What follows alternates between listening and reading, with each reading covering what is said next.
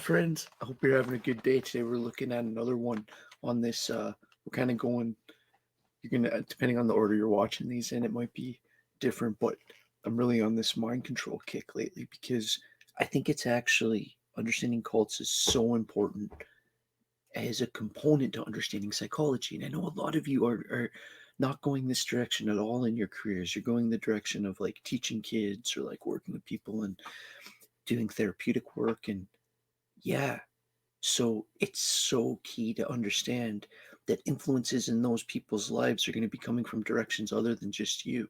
There's going to be non-therapeutic influences in their lives.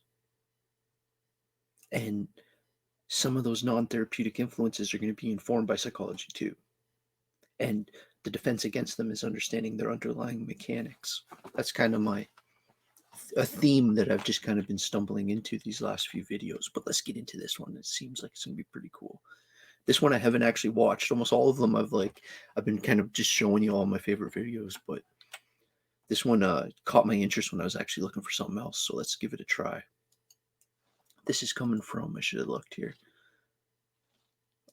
I'll put this up as a tag, but this source is called Half as Interesting, which is kind of funny because I think half as interesting as what? The other channel must be amazing. Half as interesting. Boom. Switch back to this. You can see that half as interesting. Okay, I've given the shout out. Let's check this video out. So I have a few disclaimers for this video. It's a whole long text, but the crux of it is that this video is sponsored, so don't trust a word I say, and also don't start a cult. It ranks pretty high up on the list of bad ideas, up there with invading Russia during the winter and buying discount coleslaw. Nonetheless, it's interesting to look at cults from an academic perspective because they are one of the few real instances where real mind control is really used in real life. Nobody wakes up and says, hey, I'm gonna go join a cult.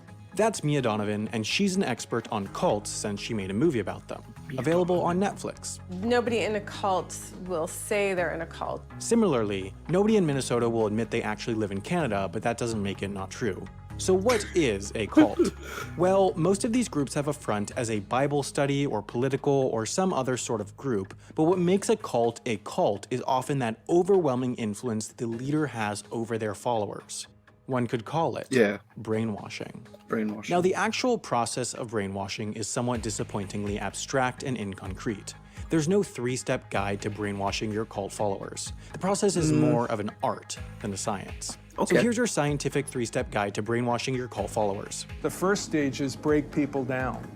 You know, get them broken. So that's Rick Ross, no relation, and he's also an expert on cults. He calls this process coercive persuasion since he's an academic and doesn't have to worry about forceful persuasion.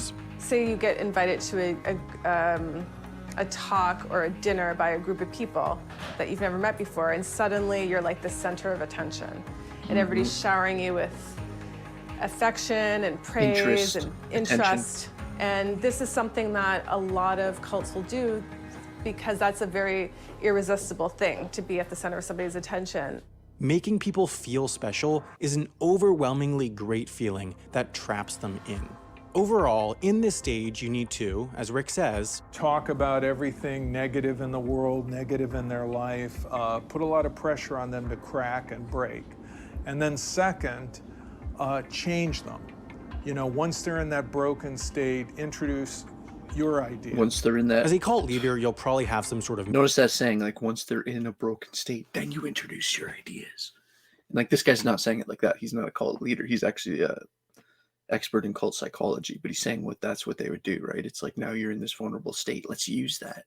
So see how that's like, it couldn't be more the flip of therapeutic psychology, where it's like, okay, you're in this bad state, how can we help you dig your, sometimes you do have to go deeper to get out, but I almost said dig your way out, but how do we like climb your way out, right? And it's like, or how do we use this vulnerable state to manipulate you if we're advertisers, or in extreme cases like this, potentially like a cult leader, like James Jones. Mission for your followers, whether it be political, religious. James Jones, a basketball player. Jim Jones, I meant to say. Jonestown. Or something else. This second stage is where you fix it in your followers' minds.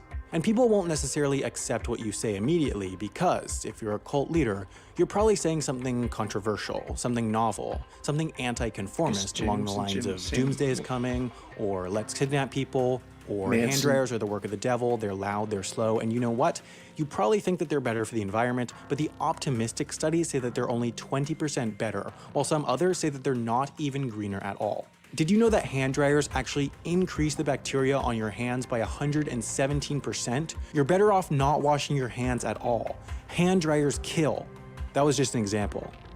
The reason brainwashing works within a cult is because there is that peer pressure. Things that seem normal in the real world seem that way because everyone accepts them, while abnormal things seem normal in a cult environment because everyone within the group accepts them. And a lot of it's accomplished by environmental control, social isolation, information control. Cult leaders create a new normal by manufacturing people's worlds. Ooh, new And then normal. once the person has accepted that program, then you move to the third stage, which is reinforcement. You need Reinforce the people new to normal. continue to believe and continue to stay in a cult once it's established. At this point, I should probably make sure I don't get in loads of trouble by inspiring dozens to start new cults. I'll reiterate, don't start a cult. Don't It may start be a fun cult. for a while, but it almost never works out, especially because there are guys like Rick Ross, still no relation, who work as deprogrammers.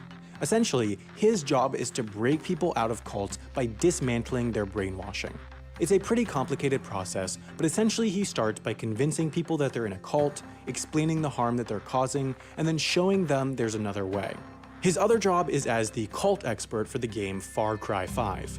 In the game, this guy named Joseph Seed Really? starts a cult, recruits a bunch of people, takes over a big part of Montana, kills a bunch of people, yada yada yada. But the good news is that the game is actually factually accurate because Rick Ross said so. I was able to play an early copy of the game, and even though I'm by no means a gamer, it was a ton of fun because the story and premise was just so good. If you're interested at all in how this sounds, go watch the trailer. It's amazing. And you can also pre-order at the link in the description before the game comes out on March 27th, 2018. Man, is that part of his video or one of the most, if that's not part of his video, you got to admit that's one of the most well-placed product, especially since we were just looking at Center Yourself talking about product promotion. Look at that for product promotion. If he has an actual link with Far Cry, the game, and gets any kind of money from that, that was brilliant. It worked right into the ending. Oh my God. Talk about effective advertising. Let's see if there's no ending and that's just the ending. Wow. Half is interesting. That was good. I enjoyed that. I found that quite funny. That was a refreshing little quick video. All right. See you soon. And I hope you like that. Today, I'm going to probably be kicking out a ton of videos today. So I'm just kind of getting in the groove. It's early in the morning. And cheers. See you soon.